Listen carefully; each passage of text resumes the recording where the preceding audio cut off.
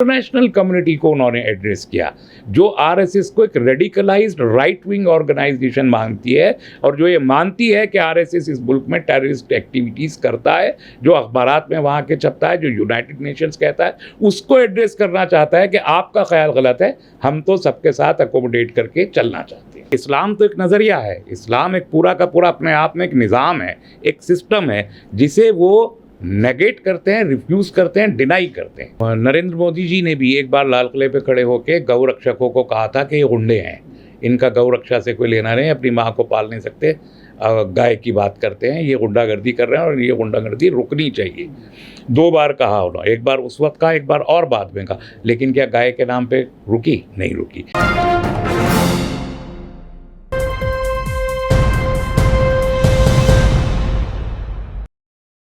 उत्तर प्रदेश के गाज़ियाबाद में राष्ट्रीय मुस्लिम मंच के बैनर्स तले जो प्रोग्राम हो रहा था, उसमें जिस तरह से आरएसएस प्रमुख मोहन भागवत ने जो बयान दिया, ख़ास तौर से लिंचिंग को लेकर, उसके अलावा हिंदुत्व को लेकर, हिंदुस्तान को लेकर, इन सब चीज़ों पर हमारे साथ बात करने के लिए मौजूद हैं डॉक्टर तस्लीम रहमानी साहब, एसडीपीआई के सेक्रेटरी। तस्लीम साहब, जो बयानबाजी की गई है उसको लेकर 5 दिन से लगातार बहस चल रही है, तरह तरह की प्रतिक्रियाएँ आ रही हैं, क्या कहना चाहिए? देखिए, पहली बात तो ये समझ लीजिए कि ये मुस्लिम राष्ट्रीय मंच का प्रोग्राम था। जाहिर है कि उसमें सब मुसलमानों को मौजूद होना था, तो जो भी बात कहेगा एक तंजीम का अध्यक्ष, वो अपने सामने ऑडियंस को सामने रख के उसी के हवाले से वो बात की गई। तो उन्होंने मुसलमानों के हवाले से बात की, लेकिन ये जो गलतफहमी बार बार पैदा कर रही है आरएसएस, एक ज़माने से उनका एजेंडा है कि मुसलमान सिर्फ एक पूजा पद्धति है, यानी इबादत करने वाली चीज़। ऐसा तो नहीं है। इस्लाम तो एक नज़रिया है, इस्लाम एक पूरा का पूरा अपने आप में एक निज़ाम है, एक सिस्टम है जिसे वो नेगेट करते हैं, रिफ्यूज़ करते हैं, डिनाई करते हैं। तो एक ये बात फिर से क्लियर हुई कि वो इस्लाम में सिस्टम को डिनाई कर रहे हैं, पूजा पद्धति को एक्सेप्ट कर रहे हैं। यानी इस्लाम बहैसियत मजबूरी अगर इस मुल्क में नाफिज हो और मुसलमान उसको माने तो वो उसे एक्सेप्ट करने को तैयार नहीं है। वो आपके रोज़े, नमाज, हज, ज़कात को एक्सेप्ट करने को तैयार हैं, लेकिन अल्लाह की रब्बानियत और उसकी हाकिमियत को वो कबूल करने को तैयार नहीं है। दूसरी बात ये कि वो ये कह के ये इस बात पर बज़िद हैं कि आप ख़ुद को हिंदू कहें। इस तकरीर में भी वो इस पे बज़िद दिखाई दिए।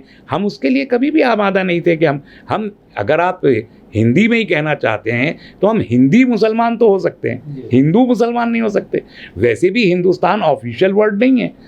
ऑफिशियल वर्ड इस मुल्क का जो नाम है वो India, that is Bharat. English में कहें तो इंडिया, हिंदी में कहें तो भारत। तो भारतीय मुसलमान कहलाना चाहिए। आप इस पर क्यों मुसिर हैं कि हम खुद को हिंदू कहें? इस पर उन्होंने इस तकरीर में भी इसरार किया है। तो कोई नई बात उन्होंने नहीं कही है। जहाँ तक मॉब लिंचिंग के ताल्लुक से और डीएनए का क्या मतलब होता है कि आपके पूर्वज एक ही हैं, आपका डीएनए एक ही, कभी भी नहीं हुआ। मैंने तो कहा कई जगहों पर कि भागवत जी अपनी पत्नी का डीएनए करवा के देख लें, वो अलग ही मिलेगा। तो किसी का डीएनए एक नहीं है। पूर्वज तो सबके ही हजरत आदम अलैहिस्सलाम है, तो सारी दुनिया के एक ही पूर्वज मानता भी है और इस्लामी से मानता भी है। तो ये सिर्फ कहने। जहाँ तक मॉब लिंचिंग का ताल्लुक है, वो बात 100 खुलूस बातों में, सब करम ख्यालों में, बस ज़रा वफा कम है शहर के ग़ज़ालों में। तो कहने की हद तक अच्छी है। ज़मीन पर उसी दिन मॉब लिंचिंग भी हुई, उसी दिन हरियाणा में मुसलमानों के कत्ल का खुलेआम चौपाल में बैठ के ऐलान भी हुआ, कोई इसका रिएक्शन नहीं है। तो ये मैं समझता हूँ कि ये तकरीर 2 इसके एड्रेसी थे, मुसलमान एड्रेसी नहीं थे। इसको एड्रेस किया इन्होंने उन सॉफ्ट हिंदुत्ववादियों को जो वायलेंस को पसंद नहीं करते और आरएसएस को पसंद नहीं करते, उनको एड्रेस किया। जो हरियाणा, उत्तर प्रदेश, उत्तरांचल और पंजाब में इलेक्शन होने वाले हैं, वहाँ जो वो हिंदू है जो वायलेंस को पसंद नहीं करता, शराफत में यकीन रखता है, उसको मैसेज दिया कि देखिए हम भी उदारवादी हैं, ताकि उनका वोट ले सके। दूसरे, इंटरनेशनल कम्युनिटी को उन्होंने एड्रेस किया, जो आरएसएस को एक रेडिकलाइज्ड राइट विंग ऑर्गेनाइजेशन मानती है और जो ये मानती है कि आरएसएस इस मुल्क में टेररिस्ट एक्टिविटीज़ करता है, जो अखबारात में वहाँ के छपता है, जो यूनाइटेड नेशंस कहता है, उसको एड्रेस करना चाहता है कि आपका ख्याल गलत है, हम तो सबके साथ अकोमोडेट करके चलना चाहते हैं। तो क्या इंटरनेशनल कोई प्रेशर बना हुआ है, या देश के हालात इंटरनेशनल लेवल पर, ख़ासतौर से जो अंदरूनी हालात हैं, उसको लेकर क्या कुछ ज़्यादा प्रोपेगेंडा हो? देखिए, भुखमरी के इंडेक्स में 117 में से 93वां मुल्क है हमारा। ये तो इंटरनेशनल रिपोर्ट है, मुल्क के अंदर की तो है नहीं। इसी तरीके से ह्यूमन राइट्स के इंडेक्स में हम बहुत ही निचले पेडिस्टल पर हैं। मॉब लिंचिंग्स को लेके वहाँ के अखबारात ने लिंचिस्तान कहा है। इंटरनेशनल ह्यूमन राइट्स कमीशन बार बार हिंदुस्तान में ह्यूमन राइट वायलेशन को कोट कर रहा है। कश्मीर को लेके, प्रेस की आज़ादी को, कश्मीर के मामलात को लेके, लक्षद्वीप में जिस तरीके से चल रहे हैं उसको लेके इंटरनेशनल कम्युनिटी में, यूनाइटेड नेशंस में, जनरल असेंबली में, सब जगह हिंदुस्तान में टेढ़ी नज़र भारत से को देखा जा रहा है और उसके लिए जिम्मेदार आरएसएस को माना जा रहा है। और ये ऑथेंटिकेटेड, डॉक्यूमेंटेड है कि आरएसएस यहाँ पर टेररिस्ट एक्टिविटीज़ में इन्वॉल्व है। उसकी जो एलाइड ऑर्गेनाइजेशंस हैं वो इसमें इन्वॉल्व हैं, चाहे बजरंग दल हो, हिंदू सनातन संस्था हो, जो भी बहुत सारी ऑर्गेनाइजेशंस हैं।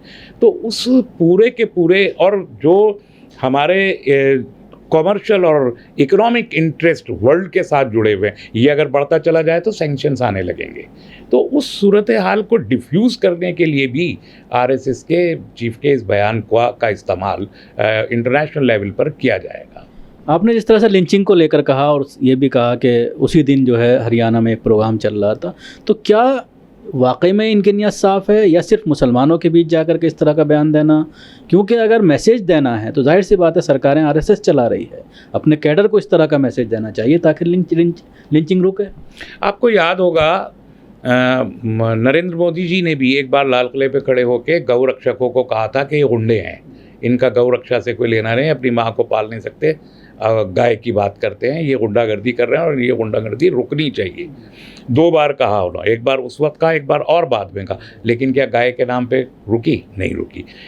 न सिर्फ ये कि रुकी नहीं, बल्कि वो लोग जो इसमें इन्वॉल्व हैं उनको ग्लोरीफाई किया, उनको इनामात दिए, उनको तोहफे दिए। आज देखिए अभी अनुराग ठाकुर जैसे आदमी को और ज़्यादा बड़ी मिनिस्ट्री दी जा रही है, जो सबसे ज़्यादा, जो ख़तरनाक, कॉन्स्टिट्यूशन के लिए भी बोलते हैं, हिंदू मुस्लिम यूनिटी के ख़िलाफ़ भी बोलते हैं, मुसलमानों को कत्ल करने के लिए भी बोलते हैं, उनको और ज़्यादा बड़ी मिनिस्ट्री दी जा रही है। तो इसमें जो आप कह रहे हैं वज़ीर आज़म के कहने से, जिस दिन कहा उसके अगले दिन काव टेररिस्ट ने और तेज़ काम शुरू कर दिया। इसी तरीके से मोहन भागवत ने कहा, अगले दिन से और काम तेज़ शुरू हो गया। मुझे लगता है कहीं ना कहीं ये लोग बजाय इसके कि उसको रोकने की कोशिश कर रहे हैं, इस किस्म की बात कहे कि इस किस्म के विजिलेंटे ग्रुप्स या टेररिस्ट ग्रुप जो है, हिंदू टेररिस्ट हैं, इनको कहीं ना कहीं वो प्रमोट करते हैं कि आप कीजिए, हम ज़बानी जमा खर्च करते रहेंगे, आप ज़मीन पे अपना काम जारी रखिए। एक बात। दूसरी बात ये, मैंने पहले भी कभी कहा था कहीं, बीजेपी आरएसएस की पॉलिटिक्स पोलराइजेशन, हिंदू पोलराइजेशन के बगैर कामयाब हो ही नहीं सकती। तो जब वो हो ही नहीं सकती तो इस किस्म की हरकतों को रोकने की, अगर रोक दें और कांग्रेस की तरह बन के काम करने लगें कि पर्दे के पीछे वो हिंदू रहें और सामने सेकुलर रहें, ऐसे ही अगर बीजेपी भी हो जाए तो इक़्तिदार में फिर उसकी कोई गुंजाइश नहीं बाकी बची। लिंचिंग के ज़रिए जिस तरह से एक डर बैठाना चाहते हैं मुसलमानों के अंदर, और ख़ास तौर से अगर कोई मुस्लिम शनाख्त का है, दाढ़ी, टोपी, कुर्ता, उसको जिस तरह से मारना या दाढ़ी उसकी काट देना। अभी जिस तरह से ये मामला एक जामिया का ही सामने आया है सेक्टर 37 में, शेरवानी साहब का, उनसे मेरी बात हुई, वो पूरी तरह से डरे हुए हैं। तो कहीं ना कहीं अपने मकसद में कामयाब हो रहे हैं डरा कर। देखिए, डराना भी एक मकसद है और ये मैसेज देना भी कि आप 2 नंबर के शहरी हैं, आप हमारे रहमो करम पे हैं, हम जैसे चाहें वैसे जियो, ये मैसेज देने की कोशिश की गई है। और मुझे अफसोस इस बात का है कि हमारी जो लीडरशिप है, ऐसा नहीं है कि लीडरशिप नहीं है, लीडरशिप है, और हमारी जो तंजीमें हैं उन्होंने इस नफ्सियात को न तो समझने की कोशिश की और मुसलमानों के अंदर से उसको दूर करने की भी जो करार वाकई कोशिश होनी चाहिए वो अभी तक नहीं हुई है। इसलिए एक आम विक्टिम इससे खौफज़दा होता है। जैसे शेरवानी साहब किसी से मिलना भी नहीं चाह रहे हैं, मीडिया तक से नहीं मिलना चाह रहे हैं। तो ये जो खौफ का माहौल है, ये बपा करने में जहां आरएसएस कामयाब हो रहा है, वहीं मुस्लिम तंजीमें इसे काउंटर करने के लिए कोई कोशिश नहीं कर रही। मुस्लिम तंजीमों से बात करें तो कहते हैं 2 साल से पेंडेमिक है, क्या करें? पेंडेमिक में तो और सब कुछ भी हो रहा है ना, पेंडेमिक में क्या नहीं हो रहा बताइए? एहतजाज नहीं हो सकता, रोड पे नहीं आ सकते, रोड पे नहीं आ सकते हैं, लेकिन अदालतों में जा सकते हैं। बयानात तो है ही, रोड पर भी आ रहे हैं लोग, ऐसा नहीं है। और रोड पे आना काफ़ी नहीं है। क्या मुस्लिम तंजीमों ने अपने इंतखाबात नहीं किए? अपने ऑफिस में बैठ के। केस तो लड़ रहे हैं, वो कोर्ट तो जा रहे हैं। हाँ, कोर्ट जा रहे हैं, लेकिन सारे केसेस नहीं लड़ रहे हैं। जिस तरीके से पुलिस को जिम्मेदार इसमें बनाया जाना चाहिए, वो इस किस्म के कोई केसेस नहीं है कि पुलिस को जो मुजरिमीन की पुष्पनाई करती है, जो बिल्कुल हल्के केसेस डालती है, एक एक दिन में 3-3 FIR बदलती है, उस पर कुछ काम नहीं हो रहा। दूसरी बात ये कि एहतजाज के बहुत सारे तरीक़े हैं। वो एहतजाज जो इफ़ेक्टिवली होना चाहिए, सिर्फ पेंडेमिक उसमें कोई एक रीज़न नहीं है। और पेंडेमिक में कौन सा काम नहीं हुआ? क्या कुंभ का मेला नहीं लगा पेंडेमिक में?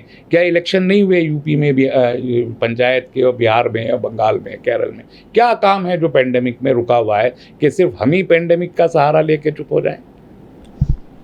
शुक्रिया थे डॉक्टर तस्लीम रहमानी जो हमसे बात कर रहे थे, ख़ासतौर से मोहन भागवत का जो बयान आया है और उस पर जो पूरी तरह से सियासी भूचाल आया हुआ है, बयानबाजी लगातार इस पूरे मामले को लेकर हो रही है। दिल्ली से कैमरा पर्सन फैजी के साथ न्यूज़ मैक्स के लिए शकील अहमद। सभी अहम खबरों के लिए न्यूज़ MX को सब्सक्राइब करें, साथ ही बेल आइकॉन को जरूर दबाएं। लाइक, शेयर, कमेंट करना ना भूलें।